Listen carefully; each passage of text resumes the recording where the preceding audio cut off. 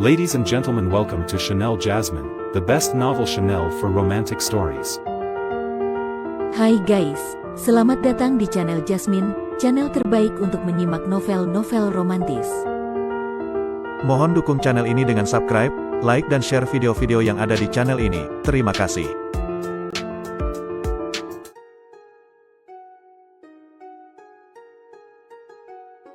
Perintah Kaisar Naga bab 4985, 4986, 4987. Dev dan rombongannya kembali ke kota. Pada saat ini, kota sudah menjadi kacau, dengan sejumlah besar prajurit berlarian di kota. Dev sedikit mengernyit, dia tahu bahwa dia harus bergegas keluar secepatnya. Tuan Huo pasti membawa orang untuk mengejarnya melalui formasi teleportasi. Namun, dengan begitu banyak prajurit, tidak mudah bagi Dev dan rekan-rekannya untuk keluar. Niu Ben, apakah kamu punya cara untuk menghubungi ayahmu? Dev ingin menghubungi Niu Meng dan memintanya mengirim pasukan untuk menyerang kota Harimau Terbang.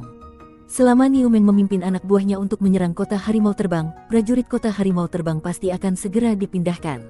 Dengan cara itu, Dev dan yang lainnya akan menghadapi lebih sedikit tekanan. Saat Dev datang, dia lupa mengirim pesan kepada Niu Meng melalui Sleep Giok. Sekarang dia ingin menghubunginya, tetapi tidak bisa. Aku punya cara untuk menghubungi ayahku. Sembari bicara, Niu Ben mengeluarkan sebuah token dari tangannya. Token ini sama dengan yang diberikan Niu Li kepada Dev saat itu. Setelah Niu Ben meneteskan setetes darah ke token, dia segera berhubungan dengan Niu Meng. Dev tidak membuang kata-kata dan langsung menjelaskan situasinya kepada Niu Meng. Niu Meng memimpin ratusan ribu pasukan dan menyerang kota Harimau Terbang dengan dahsyat. Diperkirakan para prajurit di sini tidak akan dapat dipindahkan dalam waktu singkat. Di mana kami berlima dapat bersembunyi? Bai bertanya pada Dev. Dev tidak mengenal tempat itu dan tidak tahu di mana harus bersembunyi. Aku tahu suatu tempat, ikutlah denganku. Semua orang yang dipenjara di sana adalah kultivator manusia. Jika kita menyelamatkan mereka, mungkin kita bisa keluar dari kota itu bersama-sama. Peluangnya akan lebih baik. Aisyah angkat bicara. Kamu hanya ingin kami menyelamatkan rakyatmu. Si gila abadi memutar matanya ke arah Aisyah dan berkata, kita tidak bodoh. Keamanan di sana pasti lebih ketat. Tidak banyak penjaga, sebenarnya. Aisyah berkata dengan cemas. Dia benar-benar ingin Dev dan yang lainnya membantunya menyelamatkan semua anggota klannya, tetapi dia juga ingin lebih banyak orang bergegas keluar dari kota bersama-sama. Kamu yang memimpin jalan. Dev meminta Aisyah untuk memimpin jalan. Aisyah mengangguk, lalu mengajak Dev dan yang lainnya berkeliling kota. Aisyah jelas lebih mengenal struktur kota itu dibandingkan Dev dan yang lainnya. Dia hampir ketahuan oleh para prajurit beberapa kali, tetapi Aisyah akhirnya berhasil menghindari mereka dengan terampil. Tak lama kemudian, Dev dan kawan-kawan tiba di tembok kota besar, yang bagaikan kota di dalam kota. Dinding batu yang tinggi itu sebenarnya berwarna merah darah. Semua kultivator manusia dipenjara di sini. Aisyah menunjuk ke tembok kota. Sekarang banyak penjaga sedang mencari kita, jadi mungkin tidak banyak penjaga di sini. Dan mereka tidak mungkin berpikir bahwa kami tidak melarikan diri, tetapi kembali ke tempat ini, sehingga mereka dapat mengejutkan mereka. Kata Aisyah. Dev mengangguk, baiklah, mari kita lakukan seperti yang kau katakan. Ayo pakai baju zirah kita dan masuk dulu. Dev dan anak buahnya mengenakan kembali baju zirahnya, lalu membawa Aisyah menuju tembok kota. Ketika mereka sampai di pintu, seorang lelaki tua menghentikan mereka. Ini penjara, tidak seorang pun diizinkan masuk tanpa perintah militer. Kata lelaki tua itu dengan dingin. Kami di sini untuk mengawal buronan ini. Dia melarikan diri dari penjara dan kami tangkap. Dev melangkah maju, menunjuk Aisyah dan berkata. Ketika lelaki tua itu melihat Aisyah, kemarahan tiba-tiba meledak dari matanya. Sialan, aku biarkan kamu lari dan dimarahi karenanya. Orang tua itu melangkah maju dan menamparkan Aisyah dengan keras. Tamparan itu membuat mulut dan hidung Aisyah berdarah, namun dia hanya bisa menahannya dan kemudian menatap lelaki tua itu dengan marah. Terima kasih atas kerja keras kalian, saudara-saudara, kata orang tua itu sambil melambaikan tangannya. Gerbang kota besar itu perlahan terbuka. Dan Dev mengikuti lelaki tua itu dan membawa Aisyah masuk. Tepat saat semua orang masuk, lelaki tua itu berkata kepada Dev dan yang lainnya, baiklah, tinggalkan orang-orang di sini, dan kalian bisa pergi sekarang. Melihat ini, Dev tiba-tiba menyerang lelaki tua itu. Pedang pembunuh naga di tangan Dev mengeluarkan suara mendengung, lalu tiba-tiba menebas ke arah lelaki tua itu. Pupil mata lelaki tua itu mengecil, dia tiba-tiba berbalik dan melancarkan pukulan dengan santai. Boom! Disertai kekuatan pukulan yang dahsyat, pedang Dev pun terhenti secara paksa, namun tubuh lelaki tua itu pun terdorong mundur puluhan meter dalam sekejap. Siapa kamu sebenarnya? Orang tua itu menatap Dev dan yang lainnya dengan ekspresi bingung di wajahnya. Dev menatap Aisyah yang mulutnya penuh darah, lalu melepaskan baju besinya. Dia mendengus pada lelaki tua itu dan berkata, "Pak Tua, kamu tidak tahu bagaimana bersikap lembut kepada wanita. Kamu sangat kejam kepada wanita. Kukatakan padamu, aku paling membenci orang yang memukul wanita. Karena kalian datang ke tempatku, jangan salahkan aku jika bersikap kasar." Orang tua itu mendengus dingin, lalu tiba-tiba mendorong tangannya ke depan. Boom, ruang di sekitarnya tiba-tiba bergetar, dan aura mengerikan yang tak terhitung jumlahnya menekan ke arah Dev dan yang lainnya. Si gila abadi dan bayi saling berpandangan, lalu mereka tiba-tiba menyerang. Boom, aura mengerikan itu runtuh dalam sekejap, dan tubuh lelaki tua itu terlempar ke belakang lagi. Melihat hal itu, wajah lelaki tua itu berubah sedikit dan ia mulai berpikir untuk mundur. Melihat ini, Dev langsung menghilang, dan muncul di atas kepala lelaki tua itu pada saat berikutnya.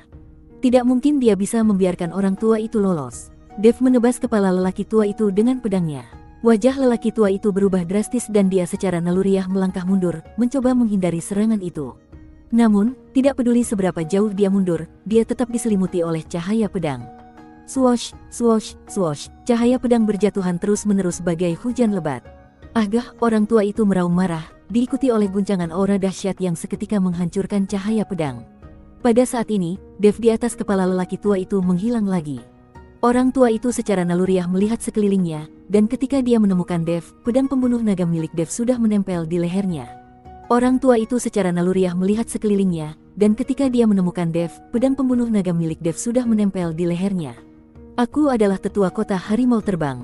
Jika kamu membunuhku, tidak ada satupun dari kalian yang akan bisa melarikan diri." Orang tua itu mengancam Dev. "Aku tidak pernah berencana untuk melarikan diri, tangkap dia." Dev mengendalikan orang tua itu dan berkata, meskipun Dev dan teman-temannya telah melewati gerbang penjara surgawi, mereka masih membutuhkan lelaki tua itu untuk menuntun mereka masuk jika ingin mencapai bagian terdalam. Orang tua itu telah dikendalikan dan hanya bisa membawa Dev dan yang lainnya menuju ke kedalaman penjara surgawi. Setelah melewati 3 pintu berturut-turut, bau darah yang kuat tercium ke arah mereka. Dev dan teman-temannya semua mengerutkan kening, sementara wajah Aisyah penuh kekhawatiran. Bau darahnya kuat sekali, pasti banyak orang yang mati.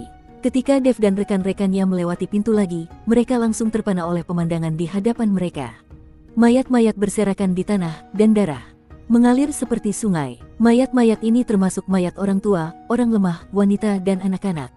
Bau darah ini membuat sulit bernafas. Melihat kejadian itu, mata Aisyah pun dipenuhi amarah, lalu ia berteriak kepada orang tua itu, Kenapa kamu bunuh mereka?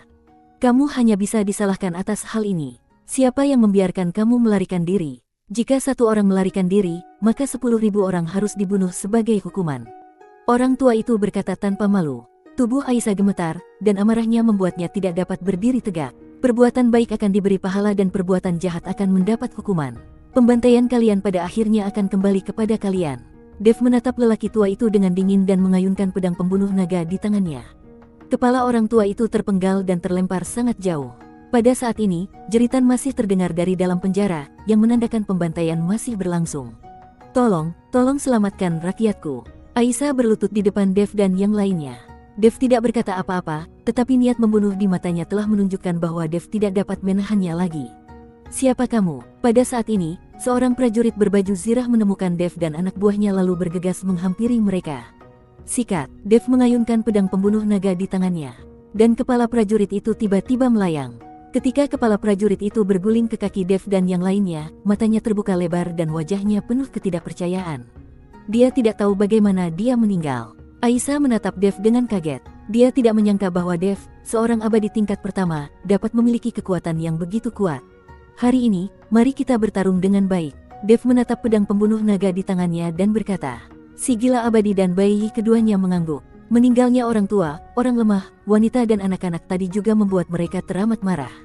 Meskipun perang sering terjadi antara ketiga ras tersebut untuk memperebutkan sumber daya, namun ini hanyalah serangan antar prajurit dan belum pernah terjadi pembantaian seperti itu. Ini bukan perang, ini pembantaian. Ini genosida. Dev dan yang lainnya terus bergerak maju, sementara Aisyah tetap tinggal untuk melindungi keselamatan New Ben. "Siapa kamu?" Seorang prajurit muncul sambil memegang tombak, dengan tubuh seorang anak tergantung di tombaknya.